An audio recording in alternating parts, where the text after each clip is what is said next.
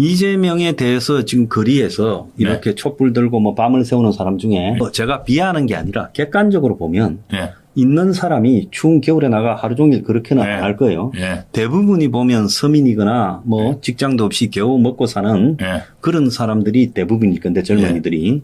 근데 그 사람들이 이재명 시대에서 지금 안보 경제 붕괴가 본격적으로 시작되면 어떤 처지에 놓일 건가 이걸 우리가 좀 이야기를 해봐야 될 것 같아요. 잠깐요. 하나 말씀드리면요. 미군이 떠나는 순간 우리나라 화폐는 거의 휴지 조각이 될 겁니다. 주식시장도 완전히 붕괴되겠죠. 끝납니다. 한국에 있는 기업이 없어질 겁니다. 한국에 있는 외국 자본들이 유럽이나 미국, 일본의 자본들이 다 빠져나가겠죠. 그래서 결국은 어제 제가 그 놀리스 씨하고 오웬런 씨의 버요의 인터뷰에 보면 결국 미국이 한번 떠나게 되면 다시는 되돌아오지 않을 것이고 그다음에 한국은 어떻게 되든 미국이 알 바 아니다 이렇게 되는 거 아니겠어요? 그리고 그 선택은 한국 사람들이 하게 된 선택이다. 우리는 그걸 존중한다. 그리고 한국은 해구산을 못 만들 것이다. 한국이라는 이 사회의 정치 지형으로 보면 그죠 미국이 지금 그렇게 내다보고 이재명 이후에 그런 사태가 벌어질까 봐 굉장히 우려하고 있어요. 이재명 이후에 트럼프는요 굉장히 합리적인 사람입니다. 트럼프를 막 폭군같이 생각하는 사람들이 있는데 그 트럼프는 사업가이고 냉철한 사업가입니다. 자식들한테도 돈을 주기보다는 아르바이트를 시켜서 교육을 시킨 인물이고요. 우리나라를 도와줄 생각은 눈꽃만치도 없을 겁니다. 그러면 이제 뭐냐면 옛날에 우리가 미군에 원조받던 그 시절을 떠올리는데 그 시절이 미국이 아닙니다. 그리고 한국은 이미 부자 나라라고 이야기하고 있습니다. 이 한국이 스스로 선택한 길을 미국이 만류할 리가 없습니다. 미국은 새판짝에 들어갈 겁니다. 한국을 버리는 카드로 생각하고 그다음에 중국에 오히려 지금 북한의 김정은 정권은 이 한국의 몰락이 김정은 정권의 몰락을 가져온다는 것도 김정은은 한국의 몰락이 결코 북한의 즐거움은 아니라는 것을 머지않아 깨닫게 되겠지만 어쨌든 한반도는 중국의 손아귀에 들어갈 수밖에 없습니다. 러시아를 이야기하는 분들이 계신데요. 그래서 지금 김정은이 러시아하고도 손 막 잡은 이유가 뭐냐면 중국 견제입니다. 그렇지만 러시아도 중국 손아귀에 있는데 지금 거의 있는 판에 북한을 챙길 만한 그게 될까요? 지금 중국이 그런 이 동북아 정세에 굉장히 몰두하는 이유가 중국의 경제 수출 위주의 그야말로 자본주의를 외견상으로 하는 듯한 그런 경제가 완전히 몰락했거든요. 그래서 중국은 앞으로 내수로 살아가야 되는데 그러려면 중화 경제 블록권을 넓혀야 돼요. 넓혀야죠. 그게 최선입니다. 거기에 남한이라는 세계 13등 이렇게 4등 가는 그런 나라를 중국의 영역 안에 둬야 결국 중국의 이 내수가 늘어나는 현상으로 볼 수가 있는 거예요. 그러니까 중국 입장에서는 미국의 영향에서 남한을 떼서 자신들 영향으로 넣는 게 그럼 그 미지 살리기 바쁜 기름 주고 맨날 식량 주는 북한 골치 아픈 거죠. 네, 골치 아프죠. 그러니까 더 이상 신경 쓸 이유가 없죠. 한국을 갖다가 더 원할 북한을 것이다. 더 이상 신경 쓸 필요가 없고 눈치 볼 이유가 없어지는 겁니다. 그래서 북한은 이제 더 북한 정부도 위험해진다 이렇게 말씀을 드린 거고 김정은이 그걸 모를 리가 없죠. 그렇기 때문에 이제 김정은도 바보가 아닌데 그래서 이제 러시아에 열심히 다니고 한 겁니다. 그리고 이제 트럼프하고 딜 쳐서 미국하고의 이제 경제 제재를 풀고 미국하고 적당히 좀 잘 오히려 중국 견제를 누가 하냐면 뭐 김정은이 해야 되는 상황입니다. 자기 정권을 지키기 위해서. 그러니까 이제 그런 어떤 이제 상황으로 이제 몰고 가게 될 거고요. 미국은 이제 뭐냐면 김정은 그러면 네가 알아서 해라. 그리고 이 한반도를 내버려 둘 수 있어요. 그리고 사실 뭐냐면 우리나라가 지금 미국이 우리가 열심히 서방과 친서방 전략으로 간다면 항행의 자유. 그러니까 일본의 항행의 자유를 위해서 협조국으로 대한민국을 선택했을 가능성이 있거든요. 왜냐하면 이제 사실 미국의 입장에서는 제일 중요한 데가 대한민국보다는 오히려 대만입니다. 대만 해협이 넘어가면 일본이 위험해집니다. 왜 일본이 위험해지냐면 대만이 중국으로 넘어가면 중국이 마음만 먹으면은 항행의 자유를 끊을 수 있기 때문입니다. 이 항행의 자유 같은 경우는 미국의 이 존슨주의 항행의 자유를 이게 침해받는 것은 미국이 참을 수 없는 일이고 그리고 이거를 갖다가 최우방국인 극동아시아의 최우방국이라 할 수 있는 어떻게 보면 미국권에 있는 국가인 일본을 보호하는데도 매우 중요한 루트가 바로 대만 루트이기 때문에 이 대만 루트가 잘못되면 일본이 위험해진다 생각을 하기 때문에 한국이 잘못된다라도 대만만 지키면 일본은 지켜지는데 문제가 없거든요. 그래서 오히려 지금 동북아시아에서 가장 중요하게 생각하는 우선순위로 대만을 미국은 지금 생각할 수 있고요. 그래서 함대가 지금 대만을 지키고 있습니다. 그리고 지금 이번에 오키나와에서 지금 미군들이 다 빠졌는데요. 미군들이 빠졌는데 그게 어디냐면 한국을 지원하는 부대는 빠지고 대만을 지원하는 부대, 말하자면 미사일 부대는 그대로 존속시켰습니다. 그러니까 오키나와에서 한국이 유사시에 한국에 출동할 수 있는 미국의 배후기지. 예, 배후기지에 있는 인력들은 전부 다 아예 뺐습니다. 그냥 영구히. 그래가지고 지금 오키나와에서 주둔하고 있던 6.25 이후에 계속 주둔하고 있던 그 병력들이 싹 다 빠져나갔다. 이거는 지금 미국이 어느 판을 짜고 있는지를 명확히 보여주고 있는데 대한민국만 모르고 있는 상황이다. 이렇게 생각하면 됩니다. 그래서 늘 이 평화와 안정이 계속된다? 그런 적은 역사상 한 번도 없었습니다. 그러니까 지금 70여 년간의 평화와 안정과 번영이 있었더니 그 선배들이 정말 피땀 흘려서 만들어 놓은 평화 번영 위해서 이 젊은 아이들은 그동안 너무 배뜨시게 있었다. 그래서 이제는 뭐냐면 아마 고통받는 시간이 오지 않을까 이 생각이 듭니다. 자, 미국이라는 나라는 기본적으로 세계 무역의 대부분이 비행기보다는 배로 90%가 이동하잖아요. 네. 그러니까 파나마 운하를 미국이 내놔라. 네. 지금 파나마 친미 국가에 트럼프가 요구하고 있고 또 더 나아가서 이 태평양 인도양을 두고 중국이 이제 방어선이 1선, 2선, 3선 그 해양 라인을 갖다가 중국이 그걸 지키기 위해서 이제 주변 나라들을 친중화하고 있고 또 한편으로는 중국이 중거리 미사일을 배치해서 미국의 항공모함을 이렇게 저격하려죠. 그래서 미국이 러시아하고 중거리 협정, 중거리 미사일 협정에서 탈퇴하고 새로 이제 미국 중거리 미사일이 없어요. 그래서 새로 중거리 미사일을 만들어 가지고 그것을 일본 등에 집중 배치해서 지금 동북 삼성에 있는 중국의 레이더 미사일 기지를 겨냥하는 지금 그런 싸움이 물밑에서 벌어지고 있어요. 자, 그 속에서 이 이재명 정권 초반에 엊그제 그 미국의 대담에서도 뭐라 나왔는가 하면 앞으로 6개월에서 12개월이 굉장히 중요하다. 네, 맞습니다. 그것이 이제 맞습니다. 미국의 대외 동북아 정책과 한반도의 미래를 바꿀 수 있는 상황이 될 수 있고 그 결정은 한국 국민과 한국 정부의 선택에 달려 있다라고 말을 했어요. 자, 우리가 만약에 지금 국민들은 이재명이라는 사람이 뭐 진보적인 정치인다. 그래서 서민들을 위해서 더 나은 경제 정책을 할 것이다. 그렇게 보고 또 그 사람들 중에 상당수는 북한하고의 평화 이런 정도만 생각하면서 그러면 안보 위협이 사라진다. 이렇게 해서 이제 진보 좌파 성향을 가진 또 호남이 고향인 사람들 절대 다수가 지금 이재명을 밀고 있고 중도층은 윤석열 보수들이 하는 꼬라지가 보기 싫다고 그냥 미워서 바람 피듯이 그렇게 이재명한테 기울어 있는 거 아니겠습니까? 그런데 문제는 이 결과가 국가의 안보적 경제적 그냥 붕괴로 올 수 있다는 걸 지금 우리가 이야기하고 있는 거 아니에요? 네, 맞습니다. 예, 그 말씀 좀 해보세요. 네. 그러니까 지금 여러분들이 지금 황장 소장님께서 지금 대표님께서 말씀하신 내용이요. 이게 사실 완전 팩트입니다. 지금 단순하게 그동안에 1990년대부터 이어오전 2020년대까지 이어왔던 어떤 그런 정도의 생각들이 계속 뭐였냐면 대표님께서 설명해 주신 그 내용입니다. 사실 이제 북한하고 어느 정도 좀 친해지면서 우리나라가 공업국가로서의 위치를 공고히 하고 뭐 이렇게 하면 좋게 지내면 되지 않겠냐. 소위 말해서 그럼 좀 평화롭고 좀 친서민적으로 하면 좋지 않겠냐. 이렇게 생각하는데 여태까지 우리나라의 정부에서 반서민적으로 한 정부가 없습니다. 다만 이제 뭐냐면 예산을 갖다가 우리가 350조 정도가 예산이 들어오는데 이 예산에 맞게 써야 후세에 빚을 안 물려줄 거다.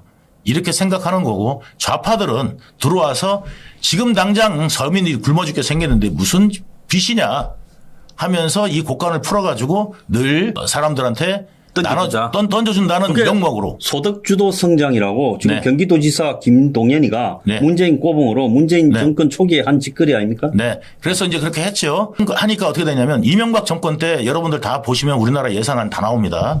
예. 그러니까 예산안 나중에 인터넷 찾아보세요. 그때 빚이 오히려 줄었습니다. 그리고 박근혜 정부 때도 뭐냐면 긴축 재정을 했습니다. 그런데 탄핵시키고 난 다음에 우리나라 빚의 추이를 보면은요. 약 한 350조 세수가 들어오는데 600조를 씁니다. 그러면 그 나라 빚이 250조가 나라 빚 아니겠습니까?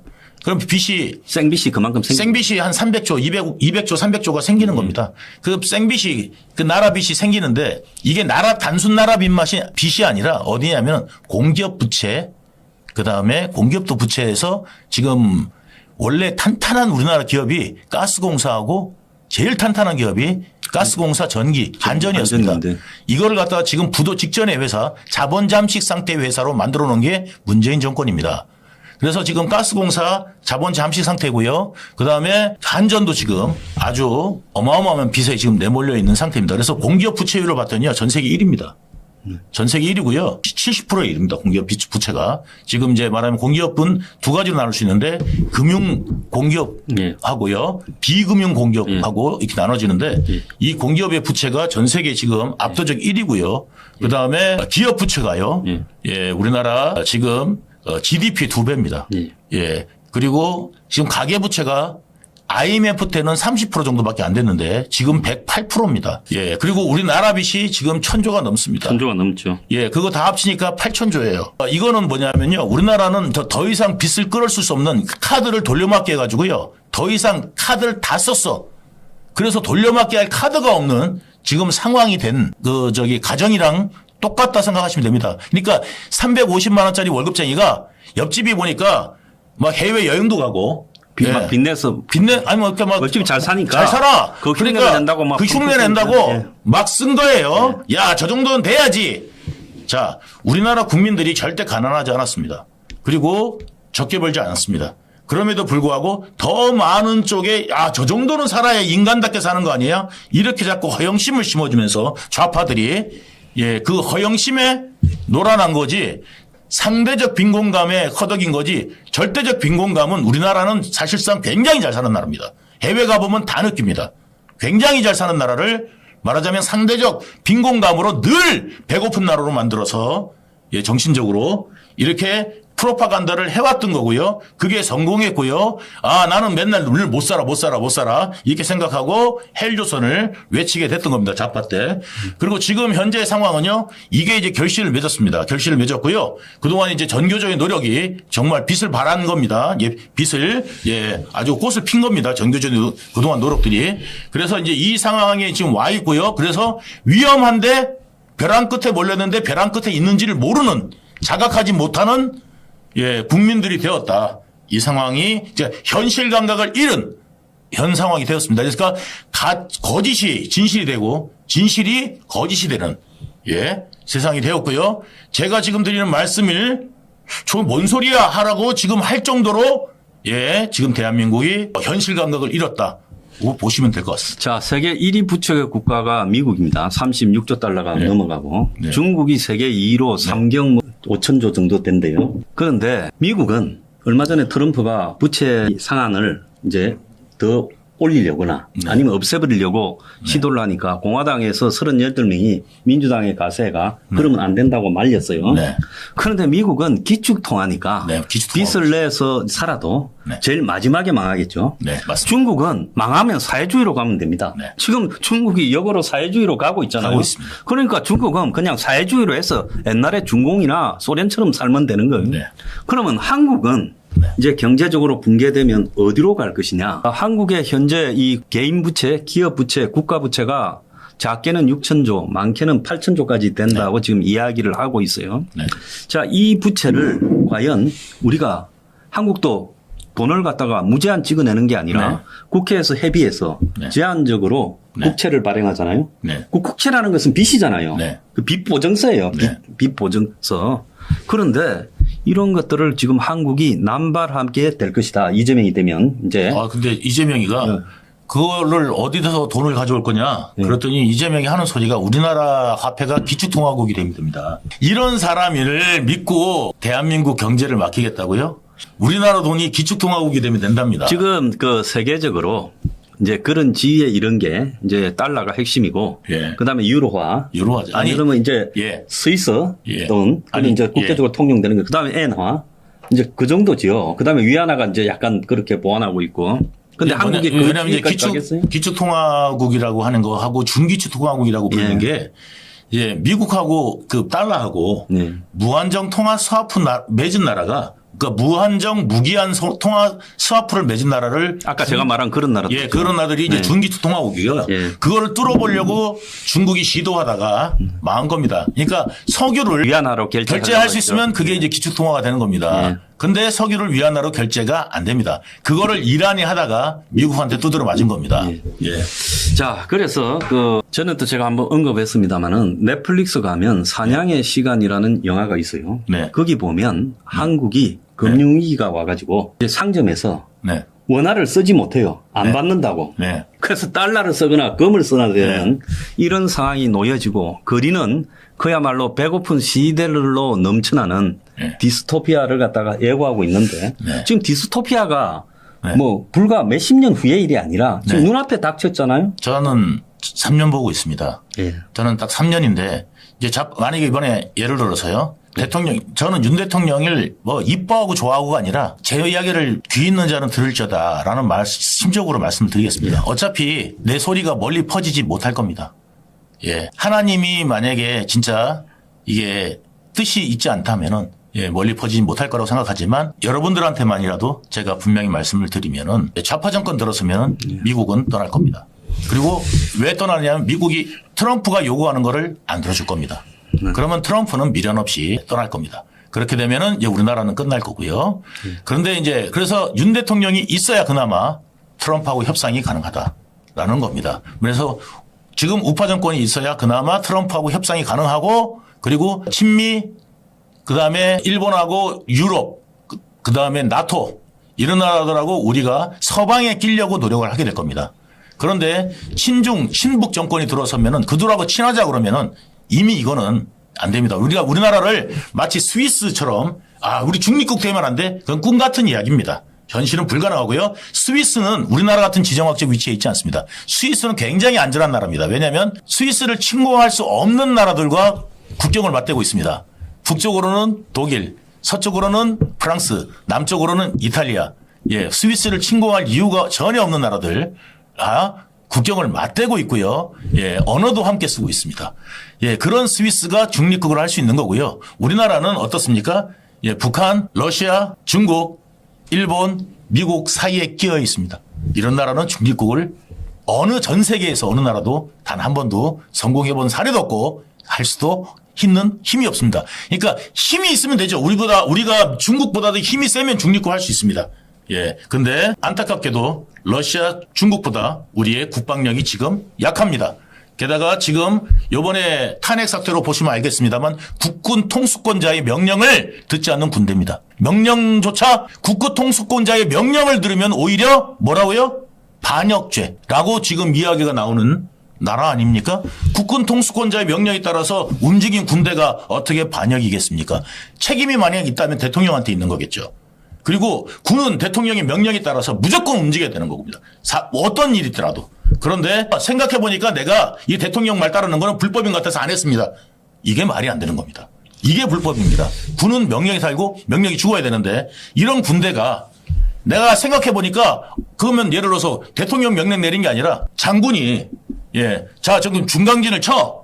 거기다 미사일 날려. 그랬더니 거기는 시민들을 어떡합니까? 대피하고 날려야 되지 않겠습니까? 저는 양심상 못하겠습니다. 이게 군인입니까? 자, 이게 그러니까 전 세계에서 말도 안 되는 지금 이 나라의 군대를 이렇게 오합지졸로 만들어 놓은 게 저들이고요. 이게 마치 지식인 양 착각하게 만들어 놓고 정말 전쟁이라는 것은 남의 나라한테 전쟁에 대해서 뺏기면 지금 여러분들 팔레스타인하고 지금 레바논? 아니 팔레스타인하고 시리아? 아니요 시리아하고 전쟁하고 있죠 지금. 네. 이스라엘하고 전쟁을 보면요 여성이 어떻게 돼요? 그냥 고기 취급. 말하자면 인간의 인격권이라는 게 자체가 없어집니다. 전쟁하는 나라에서 누가 남의 인격을 지켜주고 인권을 존중해주고 전쟁을 합니까? 예? 배포 쏠 때, 미사일 쏠 때 어떻게 인격을 지켜주고 전쟁을 하겠습니까? 그들은 무자비합니다. 그런데 여기는 뭐냐면 꼭 성직자 같은 이야기를 하게 만드는 바보 같은 지금 상황에 지금 우리나라 군이 놓여 있다. 그리고 계엄을 했으면은 대통령이 권한으로 계엄을 했으면 계엄사령부가 일단은 이게 맞든 안 맞든 따라야 되는데 그것조차도 안 따라야 되는 게 상식인 것처럼 우리나라 언론이 몰고 가고 있고 수사기관이 수사를 하고 있는 자체도요. 이 나라가 망했다는 한 단면입니다. 자, 제가 봤을 때 한국이 이제 진중화되면 과거의 사례를 보면 2차 대전 때 이 소련이 독일을 점령해서 그야말로 모든 것을 뜯어가 버렸어요. 네. 점령 지역 내부에. 그리고 중공이 네. 북한을 지원해서 왔을 때 네. 북한에 있는 일제하에서 공업은 다 북한에 있었잖아요. 네. 그걸 다 뜯어갔어요. 네. 그래서 결국은 이 한국에 있는 이 수출 대기업들, 세계적인 기업들이 결국은 네. 중국의 영향으로 접어들게 되면 네. 아마 그 기업들의 기술 인력은 다 유출되고 끝났어요. 몰락해 갈 거다. 그런데 지금요, 우리나라에서 더 이상 빼갈 기술이 없습니다. 중국이. 예. 이미 다 앞질렀습니다.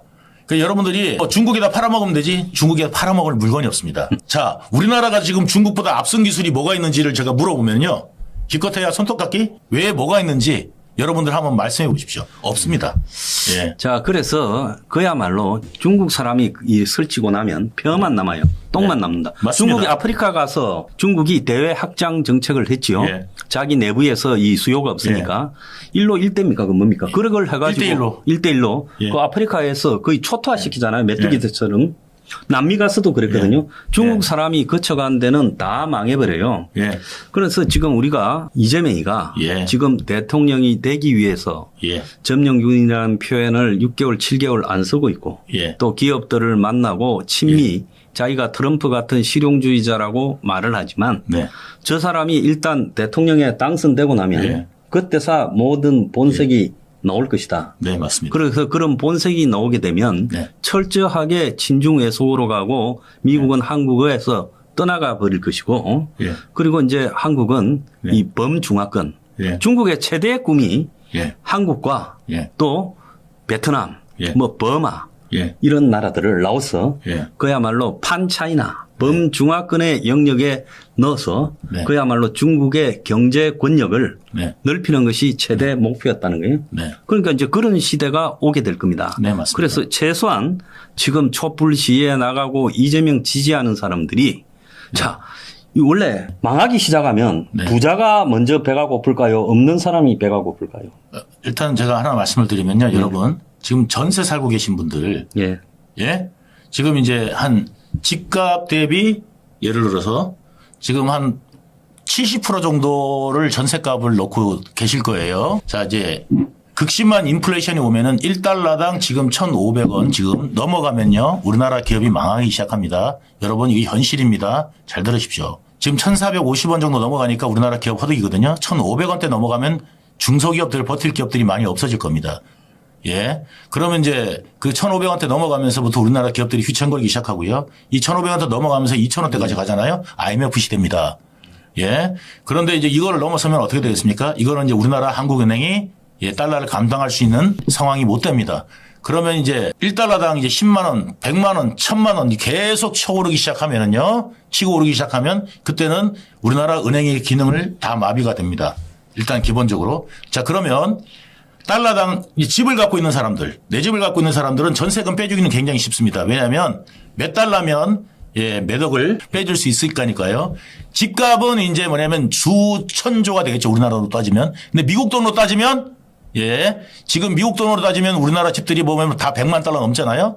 이제 10만 달러도 안 할 겁니다. 미국 가치로는 이제. 그러니까 국제 가치로는 우리나라 집값이 완전히 바닥이 칠 거고요. 그다음에 우리나라 원화로 따지면 이제 원화의 가치는 완전히 없어질 거다. 그러니까 간단하게 경제학적인 용어로 네. 환율이 절상이 되면 달러 네. 대비 네. 그럼 1달러에 1,500원, 2,000원, 2,500원, 3,000원을 가면 한국 돈의 가치가 평가절하된다는 거 아니겠습니까? 네. 자, 그렇게 평가절하가 되면 실제로 이제 한국 돈이 그야말로 쓰임새가 없어진다. 네. 그러니까 옛날에 이 1차 세계대전 이후에 독일의 네. 공항에 왔을 때 빵 하나 살려면 리어카에 이 돈을 가득 씌어가 네, 맞습니다. 마르크를 네. 빵을 사러 갔던 네. 그런 상황이 벌어질 수 있다는 거예요. 일단 없는 사람들 제일 먼저 죽을 거고요. 네. 지금 이제 연예인들, 특급 연예인들은 해외로 도망가겠죠.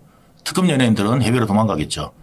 여기서 잘난 척하고 막 그 좌파들 편들어주던 그 연예인들은 서방 국가로 중국이나 북한으로 도망 안 가고 서방 국가로 도망가겠죠. 그래가지고 CIA에다가 지금 신고를 해야 된다는 이야기입니다. 서방 국가라는 아예 도망도 못 가게. 그게 지금 CIA에 신고하는 게 쇼로 하는 게 아니라 최근에 삼성, LG, SK 같은 수출 대기업이 직원들이 미국에 가려고 이스타 비자라고 네. 비자가 아니라 그냥 비자 없이 사전 입국해가지고 네. 그 이스타라는 제도를 통해 가지고 대기업 직원이니까 미국 공항에 미국에 내려가 네. 공항에 이제 세관을 나가려니까 네. 당신 입국 금지됐다. 네. 그 사람은 과거에 자기 행적 중에서 뭔가 반미적이거나 또 SNS에 반미적인 발언을 했거나 그런 것들이 누적되어서 뭔가 입국이 거부됐거든요. 그래서 난리가 났대요, 대기업에. 입국 거부자가 많아가지고. 그래서 연예인들을 CIA에 신고한다라는 거는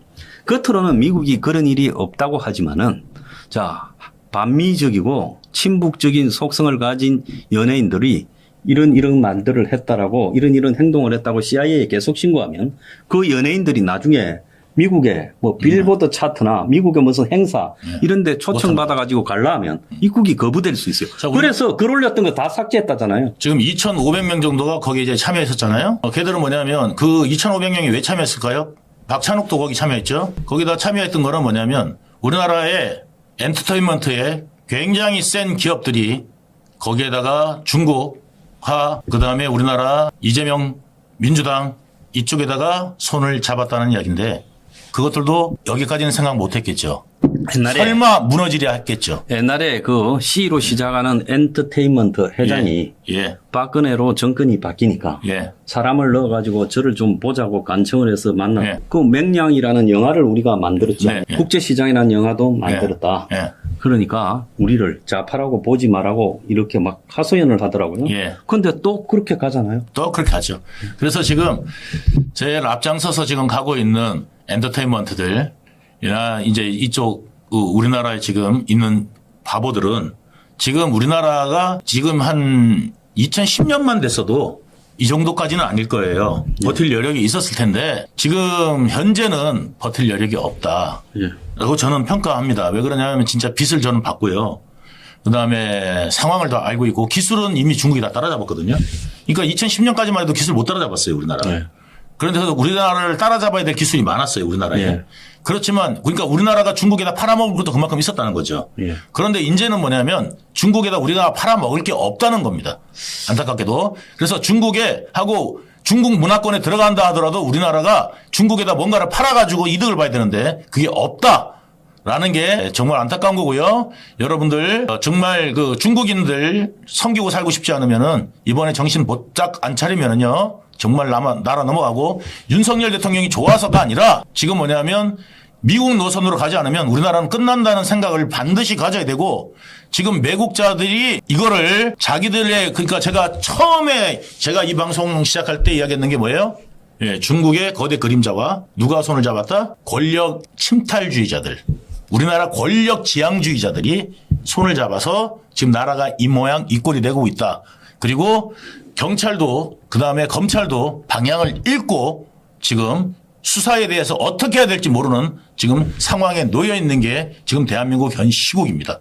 그래서 권력자가 누가 될 거냐 이거에 따라 향방에 따라서 매일 바뀌고 있는 상황이고 언론은 매일같이 반미주의자들을 치켜 세우고 있고 지금 친중으로 가고 있는 상황이다. 이거를 여러분들이 이 상황을 우리가 국민들이 모면하지 하려면 지금 이 전쟁을 승리해야 됩니다. 대한민국이 승리해야 됩니다. 이건 지금 대한민국과 실질적으로 누가 중국과의 싸움이 보이지 않는 총성 없는 전쟁이 시작된 겁니다. 이렇게 보시면 될 것 같습니다.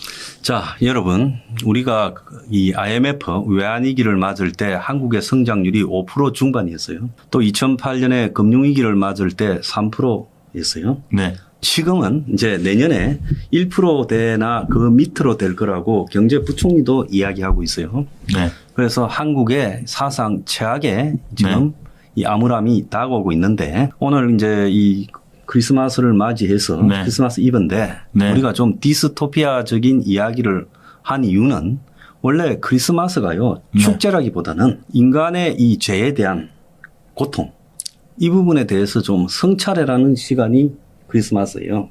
원래 이제 크리스마스가 동지입니다. 그러니까요. 예. 가장 캄캄할 예, 때. 그래서 태양신 숭배하는 날이 예. 원래 동짓날이었거든요. 예. 그래서 크리스마스 때가 사실 뭐냐면 그 서양으로 봤을 때는 이제 동지라서 해가 이제 길어지기 그러니까 해가 가장 힘을 잃을 때이기도 하고 다시 힘을 예. 키우기 시작할 때라서 태양신을 숭배하는 날이 그렇죠. 바로 동짓날이었습니다. 그래서 지금 그 오늘 우리 이야기들을 지금 국민들이 특히 이재명을 맹목적으로 지지하는 국민들이 자신들에게 다가올 미래를 한번 되새겨 보기를 바라는 입장에서 오늘 유동규 대표님 모시고 이런 이야기를 나눠봤습니다. 자, 인사, 네. 크리스마스 인사는 한번 하십시오. 네, 메리 크리스마스입니다. 그런데 예. 제가 이제 오늘 좀 무거운 이야기를 하니까 이게 있어요.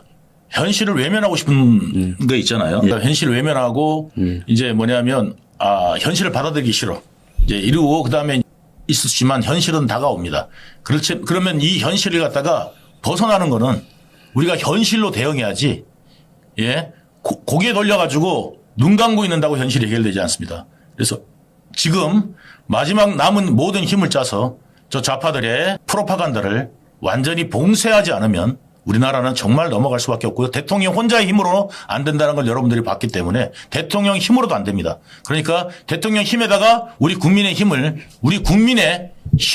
더해줘야 이 난국을 저 좌파들, 연합 세력들을 우리가 꺾을 수 있다라는 말씀을 분명하게 드립니다. 자, 오늘 뭐 이 보기에 따라서는 좀 잔인한 크리스마스 특집이 되었습니다만은 여러분들이 우리의 현실을 되새기는 그 원래 연말이라는 것은 지나온 우리의 행동을 갖다가 한번 성찰해보고 또 새로운 미래를 꿈꾸는 그런 시간이라고 보거든요. 네.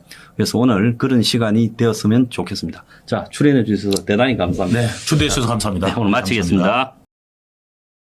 감사합니다.